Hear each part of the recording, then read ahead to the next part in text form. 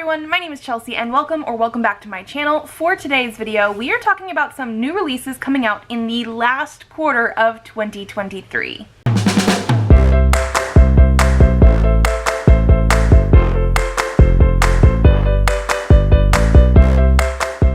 I can't believe that we're already getting into the new releases for the last 3 months of 2023. Like, it doesn't feel like we should be there already, although I also know we're in September. Like, we're there.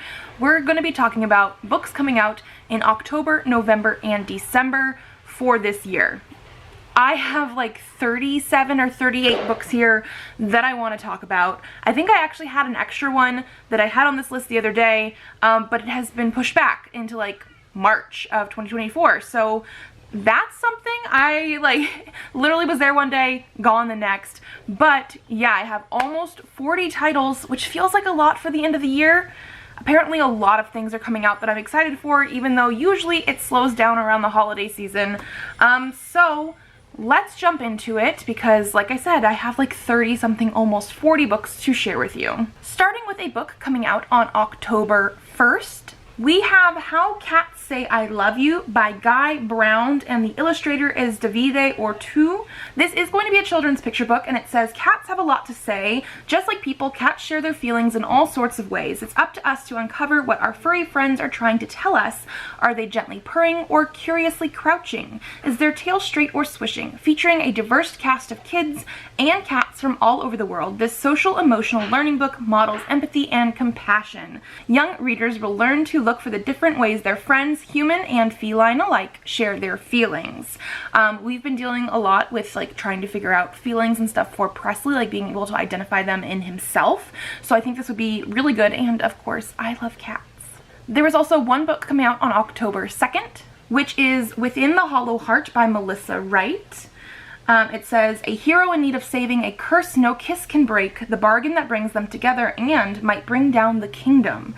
Nicholas Brigham was meant to marry a princess. Everyone said so. His mother mostly, but it wasn't the time to quibble. If he doesn't marry a woman of station soon, he'll be tied to a fate worse than ruination. When he's dragged bodily into a compromising situation, his only choice is to accept the aid of the doe-eyed damsel he chances upon in his attempt at escape. But Jules is no meek maiden. She's clever and quick and has terms of her own. Nicholas must vow to break her curse before the Fey Prince comes to collect his due. Yes, only that, and the minor feat of fooling the kingdom by faking their betrothal. So this is supposed to be a slow burn romance, fantasy romance, for fans of An Enchantment of Ravens and Little Thieves. So I'm very, very curious. Then we have 5 books coming out on October 5th. I think this is where we're getting into a lot of releases. The first is Starling House by Alex E. Harrow. Eden, Kentucky is just another dying, bad luck town known only for the legend of E. Starling, the reclusive 19th century author and illustrator who wrote The Underland and disappeared. Before she vanished, Starling House appeared, but everyone agrees that it's best to let the uncanny house and its last lonely heir, Arthur Starling, go to rot. Opal knows better than to mess with haunted houses or brooding men, but an unexpected job offer might be a chance to get her brother out of Eden. Too quickly, though, Starling House starts to feel dangerous, like something she's never had, a home. As sinister forces converge on Starling House, Opal and Arthur are going to have to make a dire choice to dig up the buried secrets of the past and confront their own fears, or let Eden be taken over by literal nightmares. If Opal wants a home, she'll have to fight for it. We also have My Love Mix-Up Volume 9 by Wataru Hinakure coming out. This is a series that I started reading this year, have absolutely been loving. I'm only up through maybe Volume 7? Yes, Volume 7. So like I still have Volume 8 to read as well, but like absolutely loving this series. It is LGBTQ and it's about a love mix-up. Basically, we have 2 boys. One of them has a crush on a girl and borrows her eraser that has a different boy's name on it. When he's using it in class, he drops the eraser. The other boy, whose name is on the eraser, picks it up and thinks that boy has a crush on him. Hilariousness ensues. It is very heartwarming. Like, I absolutely love it as a series. And I also know that it's supposed to be ending soon. I don't know if Volume 9 is the end or not, but it is going to be coming out. So, yeah. Then we also have Dragon Age The Missing by George Mann. This is another bind up of comics in the Dragon Age universe. I have absolutely been loving them. A lot of the ones that have been coming out in the last few years are actually bridging the gap from the Dragon Age Inquisition game to the new Dragon Age Dreadwolf game that will be coming out. So I don't know if they're necessarily considered canon or that you have to read them before going into the next one, but I definitely want to. And actually it does say a new comic story leading directly into Dragon Age Dreadwolf, the 4th video game in BioWare's legendary fantasy series. So it looks like this is supposed to be like literally leading into it. I'm very excited. Varric Tethras and Lace Harding have a tough job ahead of them. Tasked with finding their former friend Solus, the pair find themselves facing down a lot more than they bargained for, with a difference of opinion on how to approach their target, and with new enemies around every corner, the duo might find they've bitten off more than they can chew. Also, Varric is like one of my favorite characters of the series, so I need this.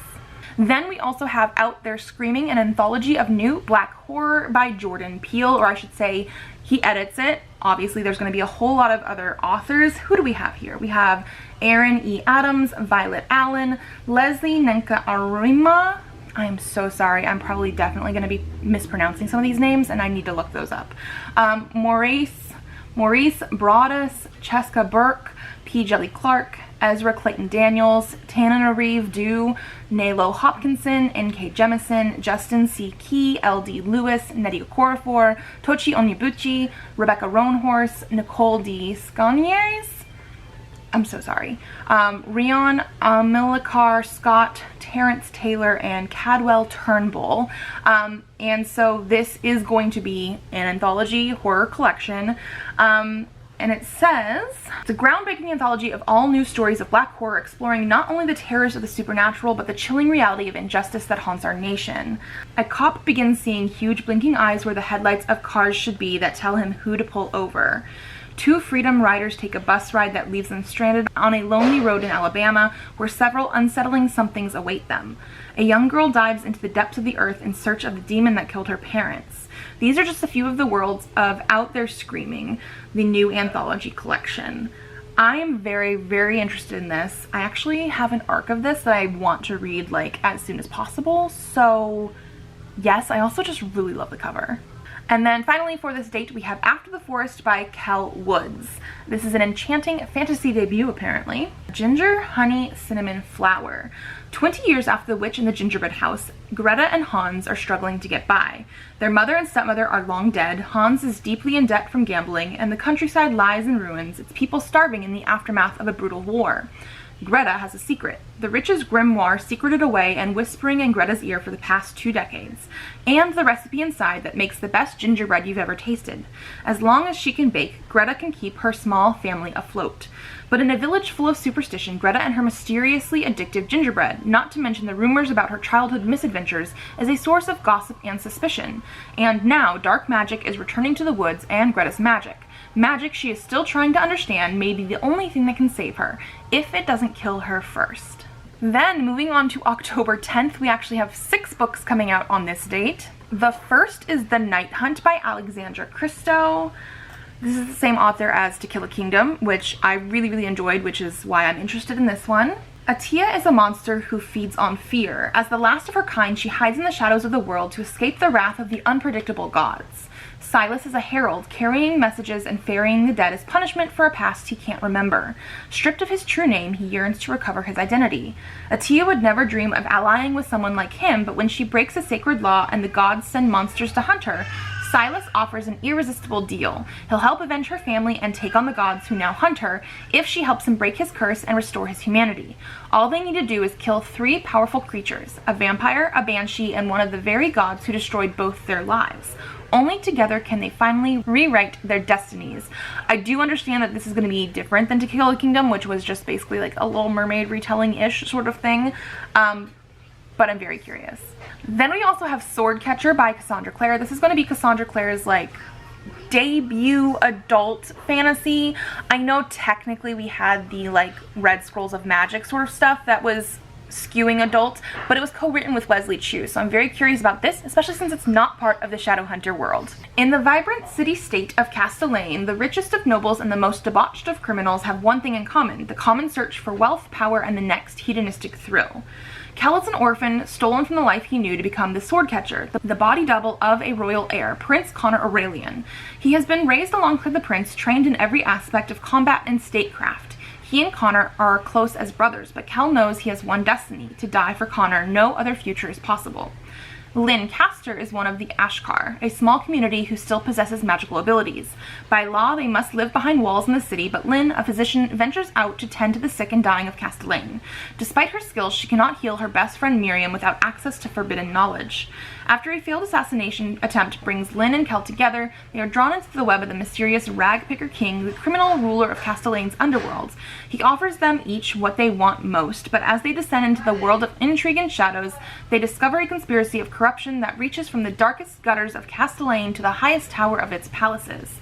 As long-kept secrets begin to unravel, they must ask themselves, is knowledge worth the price of betrayal? Can forbidden love bring down a kingdom? And will Lynn and Kel's discoveries plunge their nation into war and the world into chaos? Then we also have Just a Pinch of Magic by Alicia Dow. This is going to be her middle grade debut. Winnie's family of enchanters runs a little bakery, but with the prices of magical ingredients skyrocketing, they're going under. Desperate to save her family's business, Winnie takes a risk by casting a sort of illegal spell that would allow them to gather their own supply of their most needed magical ingredient, love. But the spell doesn't work, and Winnie soon discovers that it didn't just not work, it backfired. Badly.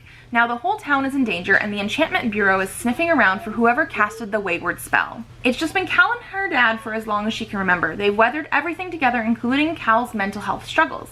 But just as they're about to move to a new town for a fresh start, Cal's grandfather, who mysteriously vanished years ago, has suddenly re-entered their lives with a desire to make amends. He joins them in opening their bookstore in the new town, but Cal can't help but wonder if he has anything to do with the whispers around her new home about wicked magic. And it's not just the whispers of the magical books in their shop. When Winnie and Cal cross paths, both hoping for the chance to finally make a friend without worrying about their family's histories following them, the girls bond over being fellow outcasts. Together they search for the solution to fixing the magic gone awry in their beloved town and just maybe get their dads to go out on a date. Then we have Betwixt, a horror manga anthology. Now, I know this is not actually by Junji Ito, he's only doing the cover art, but I am curious about reading some more horror manga stuff because really all I have known for sure is Junji Ito stuff. So this is going to be a horror manga anthology. It has 6 short stories, and it looks like the authors are Ryo Hinata, creator of Devil's Line. I've actually read 1 volume of Devil's Line. Aki Shimizu, creator of Suikoden 3 manga, I don't know that one. Shima Shinada, creator of The Lost Lad London and co-writer of Star, The High Republic, and The Edge of Balance. I don't know them either. And then we also have an American creative duo, interesting, Becky Cloonan and Michael Conrad, along with the duo Leslie Hung and Sloan Leong. And then there's also another creator, Huahua Zhu. Interesting. So we do have some people, it looks like, that have done manga before.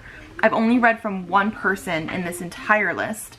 And then we have some Americans in here as well. I don't think I recognize that either, but I'm very, very curious. Then we also have Last to Leave the Room by Caitlin Starling. The city of San Sirocco is sinking. The basement of Dr. Tamsin Rivers, the arrogant, selfish head of the research team assigned to find the source of the subsidence, is sinking faster. As Tamsin grows obsessed with the distorting dimensions of the room at the bottom of the stairs, she finds a door that didn't exist before, and one night it opens to reveal an exact physical copy of her. This doppelganger is sweet and biddable, where Tamsin is calculating and cruel. It appears fully, terribly human, passing every test Tamsin can devise. But the longer the double exists, the more Tamsin begins to forget pieces of her life, to lose track of time, to grow terrified of the outside world. As her employer grows increasingly suspicious, Tamsin must try to hold herself together long enough to figure out what her double wants from her and just where the mysterious door leads. And then in a complete opposite direction, we have Mistletoe and Mishigas by M.A. Wardell. Sheldon Solskin should have been having a horrible day. Even though he's been unexpectedly transferred to a new school right before the holidays, has only 1 day to set up his new classroom, and just discovered his twin sister's been hiding an invitation to his ex-boyfriend's Christmas Eve wedding, he's still ready to take on the world with a smile on his face and a skip in his step. Theo Berenson just wants to be left alone to his custodial duties, but when the chipper new first grade teacher needs help moving furniture the Sunday after Thanksgiving, he's forced to do something he detests: help.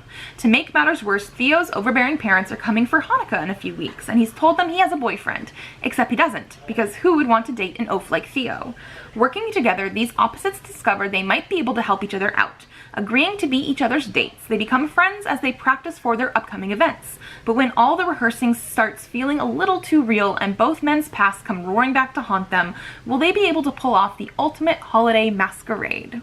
Then one book is coming out on October 11th, which is actually Saga Volume 11 by Brian K. Vaughan and Fiona Staples. I personally don't know anything about this next volume because I read volume 10 last year when that came out. Really enjoyed it. Like, it's a great new start to a new arc in this series. And I just don't really know where this is going, but I'm very excited to keep reading it. This is a series that is much loved by BookTube. It is a sci-fi fantasy. It has forbidden romance and political stuff. It's very much one of my favorites and it has so much going for it. And this is volume 11 of the series. So obviously I want it, but I can't really get into what it's about. And I actually don't personally know what this one specific volume is about, but just know that I'm going to get it and read it. There are then 2 books coming out on October 17th. The first is 10 Things That Never Happened by Alexis Hall. This is the first book in the Material World series, but it is set in the same world as Boyfriend Material, Husband Material. We're just going to be having new people to follow. Fake amnesia, real feelings, real problems. Interesting, okay. Sam Becker loves, or likes his job. Sure, managing a bed and bath retailer isn't exactly glamorous, but it's good work and he gets on well with the band of misfits who keep the store running. He could see himself being content here for the long haul. Too bad then that the owner is an infuriating git. Jonathan Forrest should never have hired Sam. It was a sentimental decision and Jonathan didn't get where he is by following his heart. Determined to set things right, Jonathan orders Sam down to London for a difficult talk, only for a panicking Sam to trip, bump his head, and maybe accidentally imply he doesn't remember anything. Faking amnesia seemed like a good idea when Sam was afraid he was getting sacked, but now he has to deal with the reality of Jonathan's guilt, as well as the unsettling fact that his surly boss might have a softer side to him. There's an unexpected freedom in getting a second shot at a first impression, but as Sam and Jonathan grow closer, can Sam really bring himself to tell the truth, or will their future be built entirely on one impulsive lie? Then we also have The Summer Hikaru Died Volume 2 by Moku Ren. This is a series that I have recently read the first volume of and I'm very curious to continue. And it's basically about a boy and his best friend, and his best friend went into the forest or the woods one day, and when he came back wrong. We don't have too many answers yet, and I'm not going to get into the summary of volume 2, but that's basically where we start. It is implying to be LGBTQ. Nothing has been overtly stated yet. And like I said, I'm very interested in continuing. Then we also have 2 books coming out on October 24th. The first is Iris Kelly Doesn't Date by Ashley Herring Blake. I believe this is the final book in this Delilah Green Doesn't Care friend group sort of thing. I really love Delilah Green. I was okay with Astrid Parker, and so this is Iris Kelly. A fake relationship after a horrible one-night stand. Okay, I do like fake dating, fake relationship stuff. Let's see. Everyone around Iris Kelly is in love. Her best friends are all coupled up, her siblings have partners that are perfect for them, and her parents are still blissfully married. And she's happy for all of them, truly. Iris doesn't want any of that. Dating, love, romance. She'll stick to her commitment-free hookups, thanks very much, except no one in her life will just let her be. Everyone wants to see her settle down, but she holds firmly to her no dating rule. There's only one problem. Iris is a romance author facing an imminent deadline for her second book, and she's completely out of ideas. Perfectly happy to ignore her problems as per usual, Iris goes to a bar in Portland and meets a sexy stranger, Stefania, and a night of dancing and making out turns into the worst one-night stand Iris has had in her life. To get her mind off everything, Iris tries out for the lead role in a local play, a queer retelling of Much Ado About Nothing, but comes face to face with Stefania, whose real name turns out to be Stevie. Desperate to save face in front of her friends, Stevie asks Iris to play along as her girlfriend. Iris is shocked, but when she realizes the arrangement might provide her with some much-needed romantic content for her book, she agrees. As the two women play the part of a happy couple, lines start to blur, and they're left wondering who will make the real first move. Then we also have Mimi's Tales of Terror. Junji Ito is doing the illustrations on this. but it does not look like the writing. Now, I have read one other one where this was sort of the case, one whole book, and I did not even finish it. I DNF'd it. I did not like that. I'm still interested in this one, I think, because again, this is going to be more of like an anthology. Also, in a weird twist, because I've never seen this particular thing before, with manga at least, these are supposed to be true horror stories. So, university student Mimi and her boyfriend Naoto encounter one chilling mystery after another. There's the enigmatic neighbor woman dressed in black from head to toe. But if she's so odd, why does it seem like there are many others like her? Then, whose eyes track Mimi's movements from the cemetery next door? And why does a bizarre red circle drawn on a basement wall change with each passing day? 9 scary stories that really happened, drawn from the famed collection of urban legends, Shim Mimi Bukuro, or I guess it translates to new earmuffs, like, so they're using these tales from whatever this is, and it's adapted into a manga by Junji Ito. So I guess I am very, very curious about this one, because again, it's stuff that's technically written by other people. It looks like it's being written or made into stories by a couple different people, and then Junji Ito is doing illustrations. We're gonna see. And then rounding out October, there's one book coming out on October 31st, which is Sinner's Isle by Angela Montoya. For years, she has been kept under the watchful, calculating eye of Doña Lucia. Now 18, Rosa will be the prized commodity at this year's offering, a fiesta for the wealthy to engage in drink, damsels, and debauchery. That is why she must flee before someone forces the vicious phantoms within her to destroy everything she touches. Handsome, swashbuckling Mariano has long sailed the high seas as the Prince of Pirates. Then the king's fleet attacks his father's infamous ship, leaving him marooned on Sinner's Isle with only an enchanted chain meant to lead him to his heart's desire. Instead, he falls into the hands of a brazen, although bewitching headache, Rosa. Together, they must outwit each other and their enemies before the offering ends and it's too late to escape the perils of Sinner's Isle. Moving on to November 7th, there are 5 books coming out on this date. The first is The Future by Naomi Alderman. The future, as the richest people on the planet have discovered, is where the money is. The future is a few billionaires leading the world to destruction while safeguarding their own survival with secret, lavish bunkers. The future is private weather, technological prophecy, and highly deniable weapons. The future is a handful of friends, the daughter of a cult leader, a non-binary hacker, an ousted Silicon Valley visionary, the concerned wife of a dangerous CEO, and an internet-famous survivalist hatching a daring plan. It could be the greatest heist ever, or the cataclysmic end of civilization. The future is what you see if you don't look behind you. The future is the only reason to do anything, the only object of desire. The future is here. We also have Bookshops and Bonedust, which is the prequel to Legends and Lattes, which I have not read yet, but I've heard good things.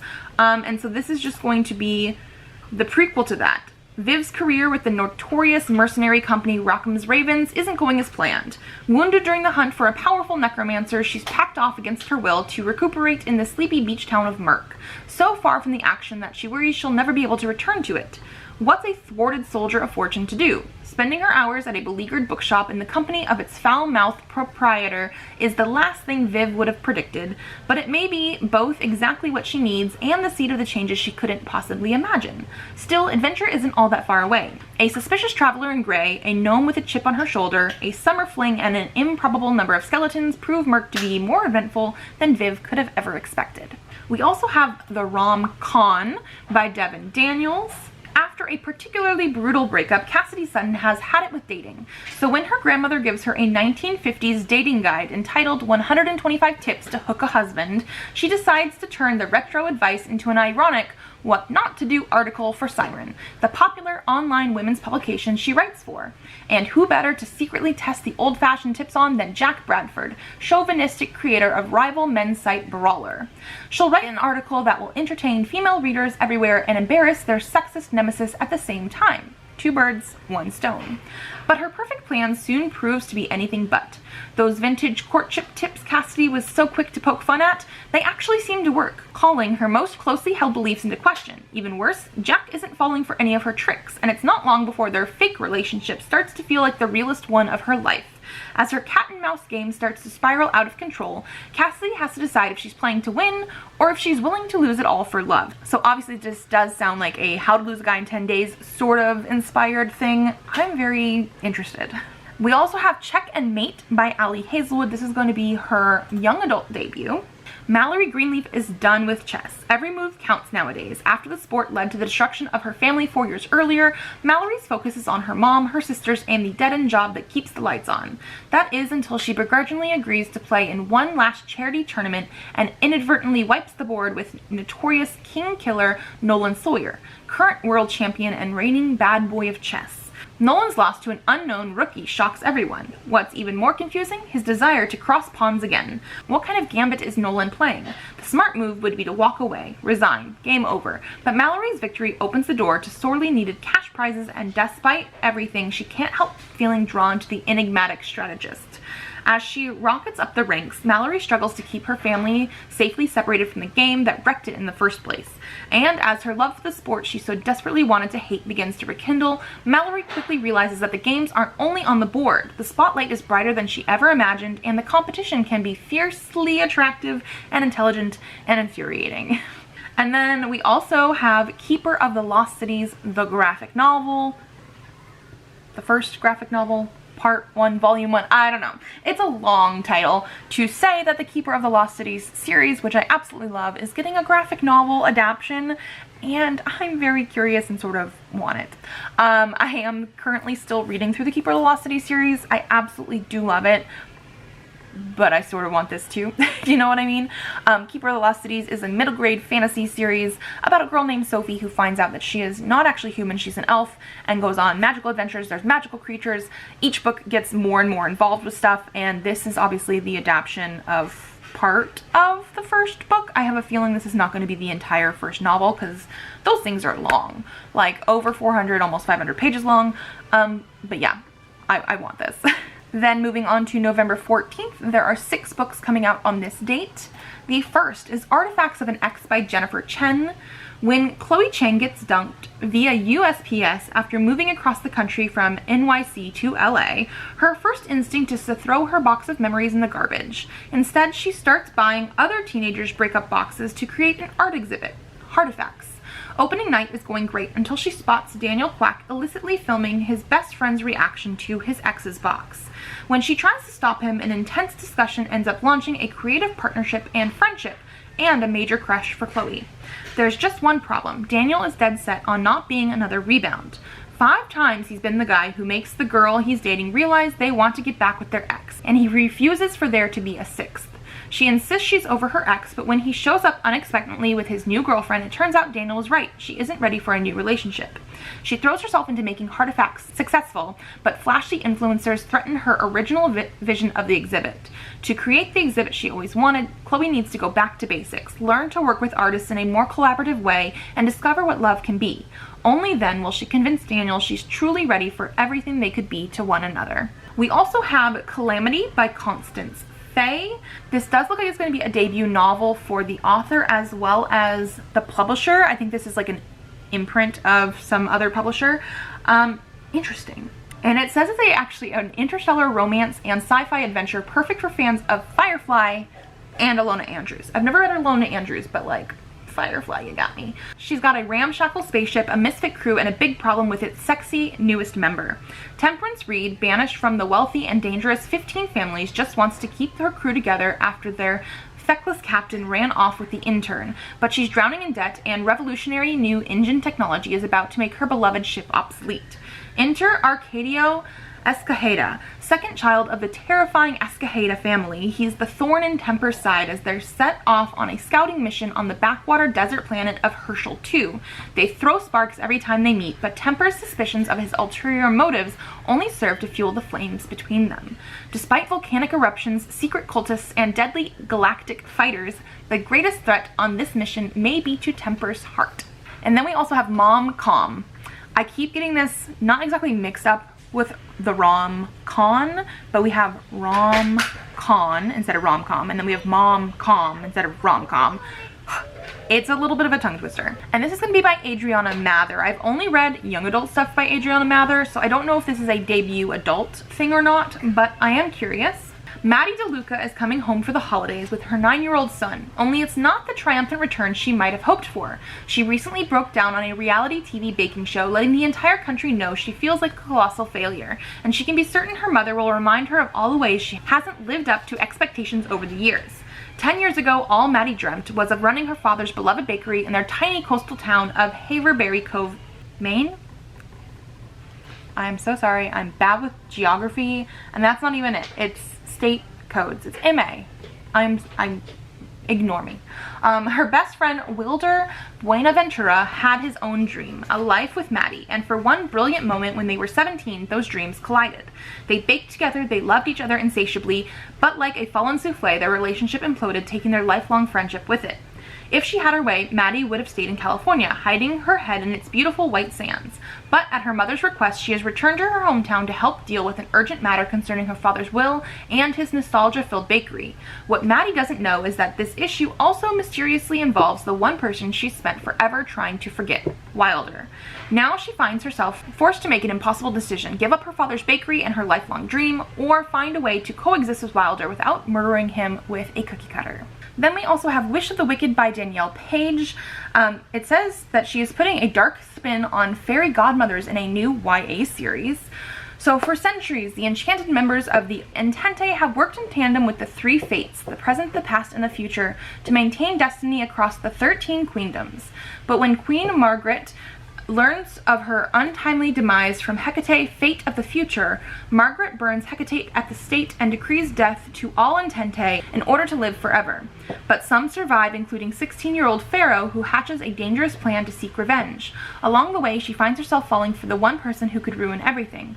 With her life and love hanging in the balance, she must decide who to trust and what's most important, living in the past or forging a new future. Then we also have, I guess, the more traditionally published side of A Not So Mute Cute by Megan Quinn. This is the first book in the Kane Brothers series. It was originally published as an indie, but this is going to be the new release of it.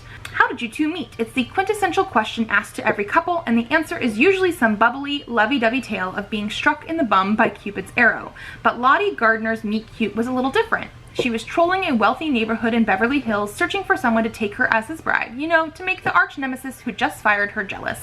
And billionaire Huxley Kane was conveniently stomping around the block like some sort of gorgeous ogre, mumbling about a business deal gone wrong. That's when they bump into each other. No sparks, no fireworks, not even the first seed of blossoming love. But the next thing Lottie knows, she's scarfing down chips and guac, listening to Huxley lay out his problems, and then he tells her how he lied to a crucial client and needs a huge favor, a fake fiancé. He's talking, living in his mansion together, going on intimate double dates, and pretending they're head over heels in love, and engaged. It's ridiculous, but people do ridiculous things when they're desperate, and Lottie and Huxley both reek of desperation. So she strikes up the deal, except her one mistake might be accidentally falling for the incomparable, insufferable Huxley Kane. And then we also have a date on here for Sakura Saku Volume 1 by Ayosaki Saka. This obviously has already been published in Japan, but it's supposed to be having an English translated version. It says it's coming out November 14th, which is what we talked about. Doesn't have an English cover yet, so here's the original. A mysterious boy comes to Saku Fujigaya's rescue when she falls ill on a train, but he leaves before she can thank him. After this experience, Saku never ignores strangers in need of help to emulate the boy who helped her. Saku Fujigaya would like to thank the boy who helped her, but all she has is a note signed Ryosuke Sakura. She discovers that a boy at her high school, Haruki Sakura, has an older brother named Ryosuke. She asks Haruki to deliver her thank you note to Ryosuke, but he refuses. That's all I know. I like Ayosaki Saka's work though with manga, so we'll see. Then there's one book coming out on November 21st, which is Till Death Do Us Barred by Rose Black. Marriage isn't always sunshine and unicorns. Sometimes it's monsters and necromancy. It's been almost a year since Logan, the bear Thieker, hung up his axe. and settle down with his sunshiny barred husband Pi. But when Pi disappears, Logan is forced back into a world he thought he'd left behind. Logan quickly discovers that Pi has been blackmailed into stealing a powerful artifact capable of creating an undead army. With the help of an old adversary and a ghost from his past, Logan sets out to rescue his husband. But the further the quest takes him, the more secrets Logan uncovers. He'll need all his strength to rescue his husband, but can he save their marriage? Then there are 2 books coming out on November 28th. The first is Gwen Art Are Not in Love by Lex Croucher. This is Heartstopper meets A Knight's Tale.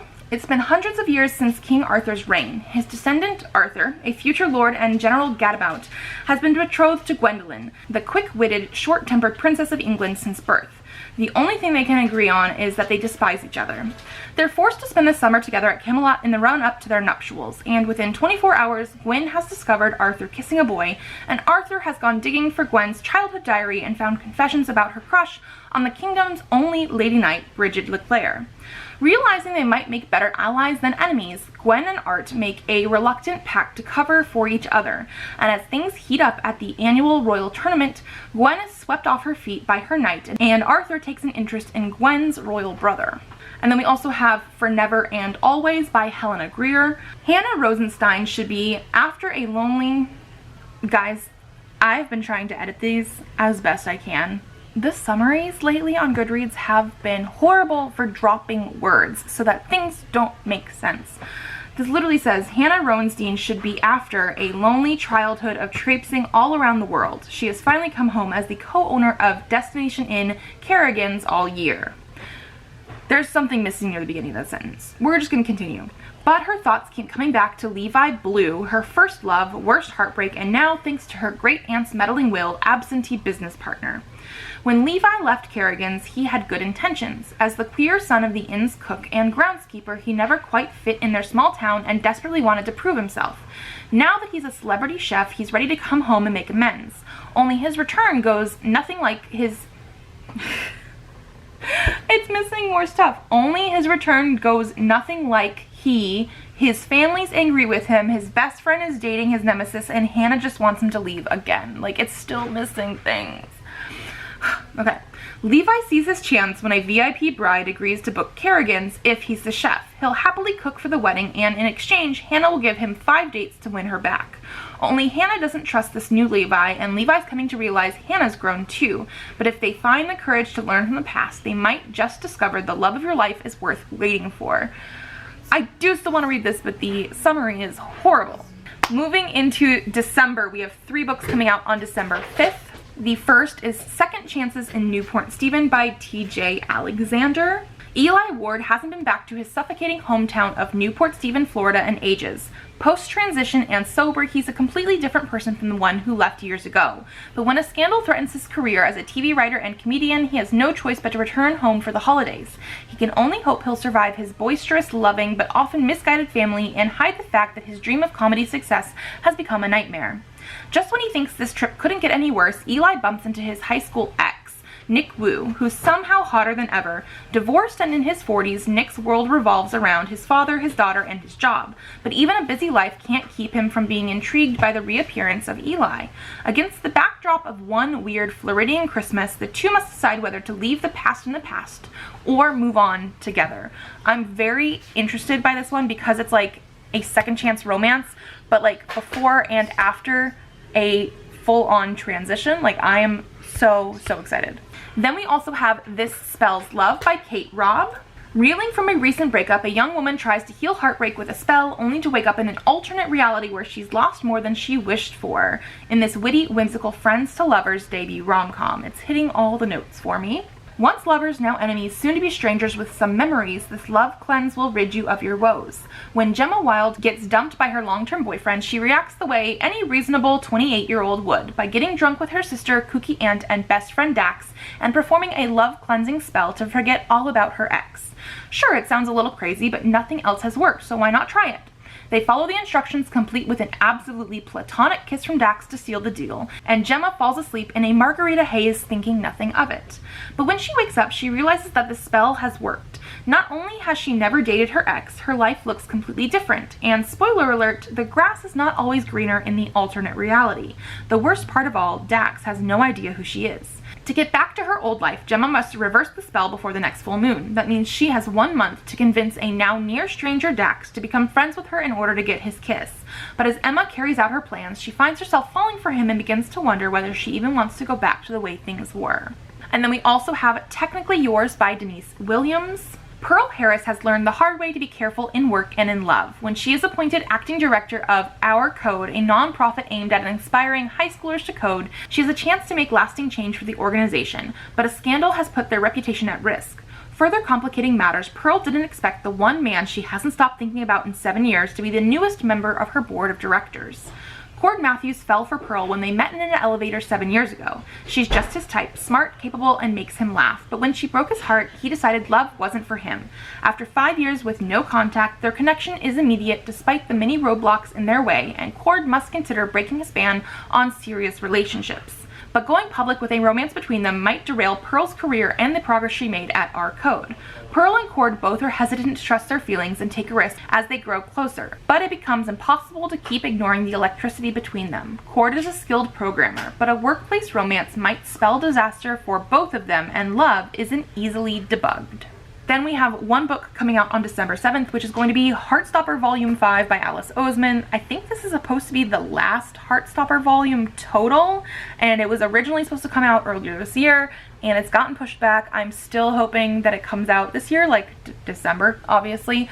But I've absolutely been loving everything that I've read so far. This is a really cute male-male romance, LGBTQ. It has lots more than just like the male-male romance. It's definitely like coming of age, dealing with high school stuff, mental health stuff. I'm very excited for this one. And then finally, one book coming out on December 12th. This is Game On by Ceresia Glass. Samara Reynolds has built a large following as a gamer under an anonymous screen name and uses her skills as a DEIA consultant to advocate for equal representation in.